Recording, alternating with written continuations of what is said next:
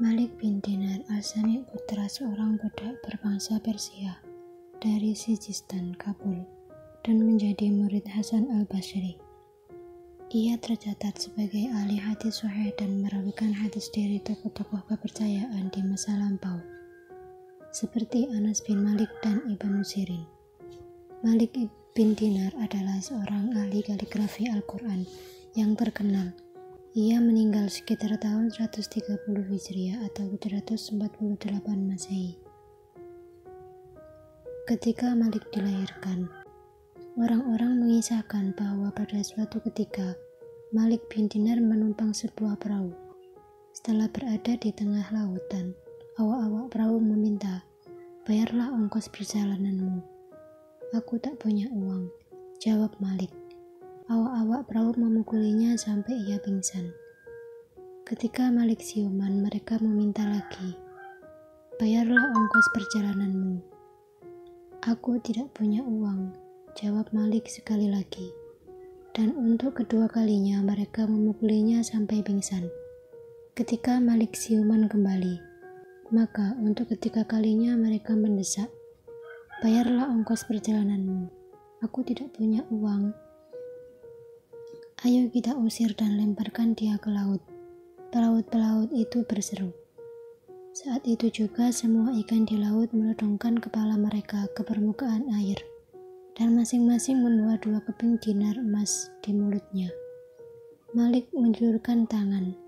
Dari mulut seekor ikan diambilnya 2 dinar dan uang itu diberikannya kepada awak-awak perahu. Melihat kejadian ini, pelaut-pelaut tersebut segera berlutut. Dengan berjalan di atas air, Malik kemudian meninggalkan perahu tersebut.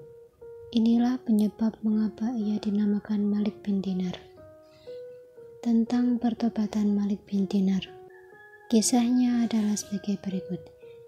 Ia adalah seorang lelaki yang sangat tampan, suka bersenang-senang dan mempunyai harta kekayaan yang berlimpah-limpah. Malik tinggal di Damaskus, di mana golongan Muawiyah telah membangun sebuah masjid yang besar dan mewah. Malik ingin sekali diangkat menjadi pengurus masjid tersebut. Maka pergilah ia ke masjid itu. Di pojok ruangan masjid itu dibentangkannya sajadahnya, dan disitulah ia selama setahun terus-menerus melakukan ibadah, sambil berharap agar setiap orang akan melihatnya sedang melakukan sholat. Betapa munafiknya engkau ini. Ia selalu berkata kepada dirinya sendiri. Setahun telah berlalu. Apabila hari telah larut malam, Malik keluar dari masjid itu dan pergi bersenang-senang. Pada suatu malam, ketika ia sedang menikmati musik dikala semua teman-temannya telah tertidur, tiba-tiba dari kecapi yang sedang dimainkannya terdengar sebuah suara, "Malik, mengapa engkau belum juga bertobat?" Mendengar kata-kata yang sangat menggetarkan hati ini, Malik segera melemparkan kecapinya dan berlari ke masjid. "Selama setahun penuh aku telah berpura-pura menyembah Allah." Ia berkata kepada dirinya sendiri, "Bukankah lebih baik jika aku menyembah Allah dengan sepenuh hati? Aku malu. Apa yang harus kulakukan? Seandainya orang-orang hendak menjadikanku sebagai pengurus masjid, aku tidak akan mau menerimanya." Ia bertekad dan berkhusuk kepada Allah.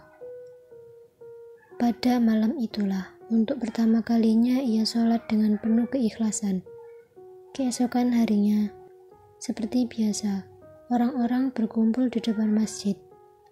"Hai, lihatlah dinding masjid telah retak-retak," mereka berseru. "Kita harus mengangkat seorang pengawas untuk memperbaiki masjid ini." Maka mereka bersepakat bahwa yang paling tepat menjadi pengawas masjid itu adalah Malik.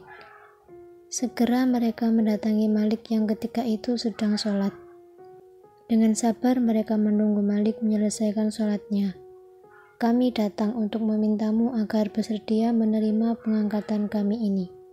Mereka berkata, "Ya Allah," seru Malik, "setahun penuh aku pura-pura menyembahmu dan tak seorang pun yang memandang diriku. Kini setelah diberikan jiwaku kepadamu, dan bertekad bahwa aku tidak menginginkan pengangkatan atas diriku, engkau menyuruh 20 orang menghadapku untuk mengalungkan tugas itu ke leherku. Demi kebesaranmu, aku tidak menginginkan pengangkatan atas diriku ini. Malik berlari meninggalkan masjid itu, kemudian menyibukkan diri beribadah kepada Allah dan menjalani hidup prihatin serta penuh disiplin. Ia menjadi seorang yang terhormat dan soleh ketika seorang wartawan kota Basrah meninggal dunia, dan ia meninggalkan seorang putri yang cantik. Si putri mendatangi Sabit al-Bunani untuk memohon pertolongan.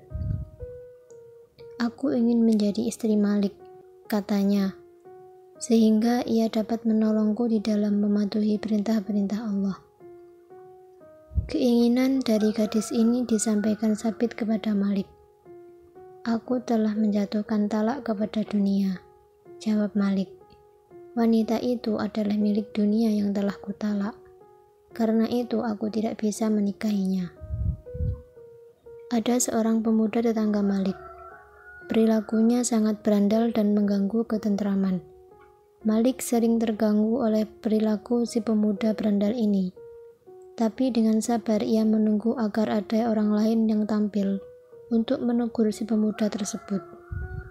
Namun orang-orang menghadap Malik dengan keluhan-keluhan mereka terhadap si pemuda. Maka pergilah Malik mendatangi pemuda itu dan meminta agar ia mengubah tingkah lakunya. Dengan bandel dan seenaknya si pemuda menjawab, "Aku adalah kesayangan Sultan dan tidak seorang pun bisa melarang atau mencegahku untuk berbuat sekehendak hatiku.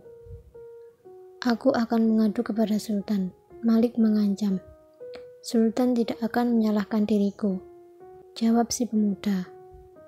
"Apapun yang kulakukan, Sultan akan menyukainya."